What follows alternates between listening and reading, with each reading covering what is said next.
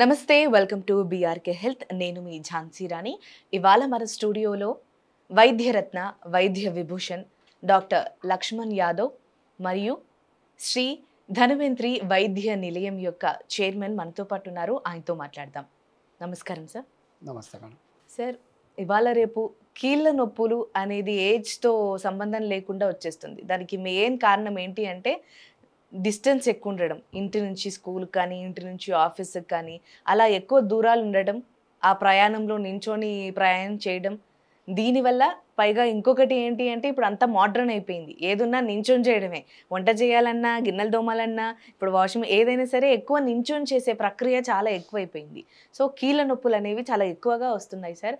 అలాంటి నొప్పుల నుంచి నివారణ పొందాలంటే ఎటువంటి సలహాలు ఇవ్వగలుగుతారు? ఎటువంటి సూచనలు మేము పాటిస్తే మంచిగా తెలియజేయండి. సో ఇది ఇప్పుడు మీరు చెప్తున్న ప్రాబ్లం అయితే సర్వసాధారణం అయిపోయింది మేడం. అవును సో సార్. ఇంటికి ఒకరైనా ఇలాంటి వ్యాధితో బాధపడే వాళ్ళు ఒకరైనా కనిపిస్తూ ఉంటారు. అవును సార్. సో ముఖ్యంగా ఈ కీళ్ళ నొప్పులు అనేసరికి ఆయుర్వేదానుసారము దీంట్లో 3 రకాలుగా పరిగణించవచ్చండి. ఒకటి ఆమవాతము, సంధివాతము, వాతరక్తము.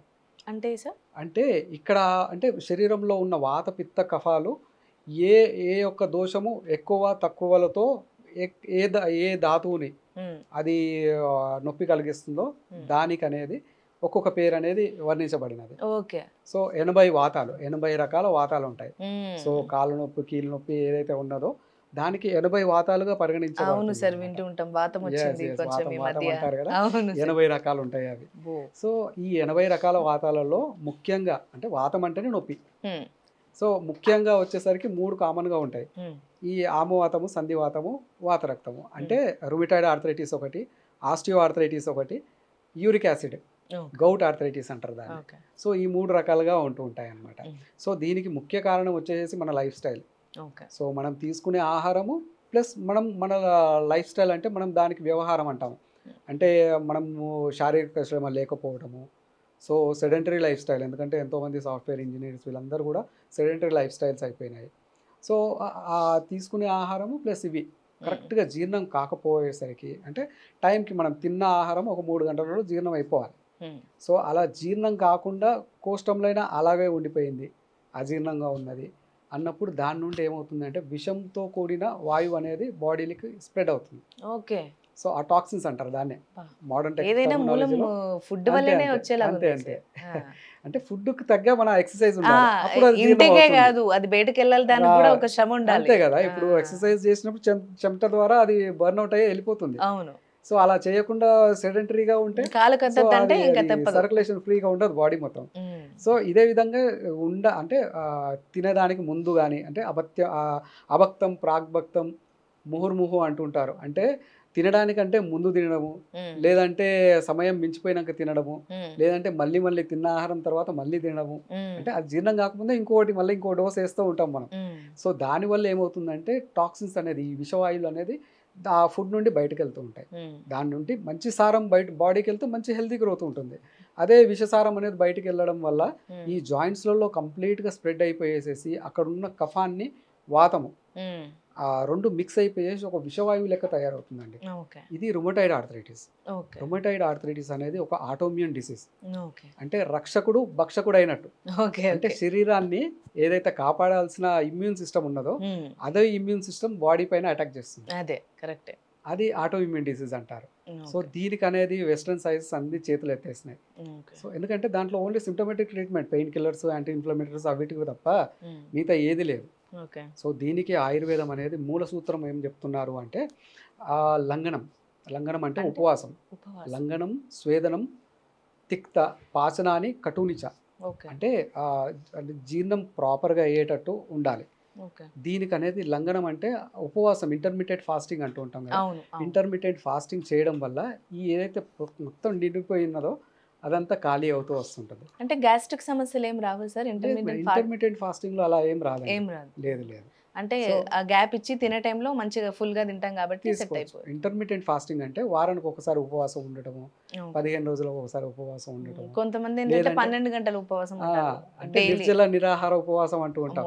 కొంతమంది అసలు నీళ్లు కూడా తాగకుండా చేసే ఉపవాసం వేరు. సో కొంత లైట్ ఫుడ్ తీసుకుంటూ చేసేది వేరు. ఇక్కడ బేసికల్గా వచ్చేసరికి తిన్న ఆహారం చాలా ఈజీగా డైజెస్ట్ కావాలి. అలాంటి ఫుడ్ అనేది మనం తీసుకోవాలి. ఓకే. సో ఈ ఫుడ్లో వచ్చేసేసి విరుద్ధాహారం అంటూ ఉంటాం. ఓకే. అంటే విరుద్ధాహారం అనగా పాలతో ఏదైతే బనానా అనేది అస్సలు తీసుకోకూడదండి. అది అయ్యో, ఆ విషంతో సమానం. చాలా చిన్న బనానా మిల్క్ పిల్లలతో షేక్ సహా అని పాలు పండు పెడతారు కదా పెడుతూ సార్, ఉంటారు కానీ అది మంచిది అది కదా. చాలా విషం. Oh my so god. ఆయుర్వేదానుసారం విరుద్ధాహారం అనమాట. రెండు ఆపోజిట్ వస్తువులు తగిలితే అది విషంగా మారుతూ ఉంటుంది. సో పాలు మంచిదే, కానీ దాన్ని దేంతో కలిపితే అంటే మంచి వాటితో స్నేహం చేస్తే మంచిది, చెడు వాటితో చేస్తే చెడుగా మారుతూ ఉంటుంది కదా. అదే విధంగా పాలని ఇప్పుడు అశ్వగంధతో తీసుకుంటే చాలా బలం. ఓకే. అదే దీంతో తీసుకుంటే కనుక బనానా కానీ ఇట్లాంటి మిల్క్ షేక్స్ కనుక తీసుకుంటే కనుక విషంగా మారుతుంది. అది రాను రాను ఆర్థరైటిస్ ఫామ్ చేస్తుంది. ఓకే. సో ఈ విషం అనేది చాలా భయంకరంగా ఉంటుంది. నొప్పి అసలు భరించలేరండి. ఓకే. అంటే కొంతమంది పేషెంట్స్ మేము చూస్తుంటాం కదా, వాళ్ళు కంప్లీట్ బెడ్ రీడన్ ఉండిపోతారు. అంటే వాళ్ళ లైఫ్ అనేది అసలు వాళ్ళు లేచి వాళ్ళ పని వాళ్ళు చేసుకోలేరు. ఓకే. చాలా యంగ్ ఉన్న వాళ్ళు కూడా 20-25 ఇయర్స్ ఉన్న ఏజ్ ఉన్న క్లయింట్స్ కూడా వస్తూ ఉంటారు మా దగ్గరికి. కంప్లీట్ బెడ్ రీడన్ ఉండేసేసి అసలు వాళ్ళ లైఫ్ పైన డిప్రెషన్ ఏర్పడుతుంది. అంటే ఈ ఏజ్లో మేము ఈ విధంగా అయిపోయామని చెప్పేసి. సో దానికి ట్రిగరింగ్ ఫ్యాక్టర్స్ చాలా రకాలుగా ఉంటూ ఉంటాయి. ఓకే. సో దీనికంటూ ఆయుర్వేదం అనేది మూల సూత్రం. అంటే దేని వల్ల వస్తుంది ఆ రూట్ నుంచి వర్క్ చేస్తూ చేయడం మన ఆయుర్వేదం పని.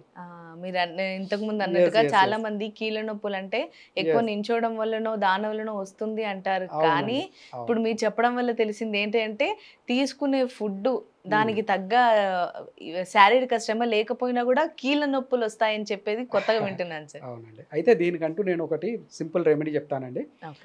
తిప్పతీగ మనకు అందరికీ తెలిసినదే, సర్వసాధారణంగా చాలా మందికి తెలుసు. అమృతవల్లి అంటారు, తిప్పతీగ అంటారు మేడం ఇది. ఓకే. తిప్పతి. సో ఇది ఏ పచారీ షాప్లలో దొరికిపోతుంది. ఓకే. అదొక 5 గ్రాముల చూర్ణం తీసుకోవాలి. ఓకే. శొంఠి చూర్ణము.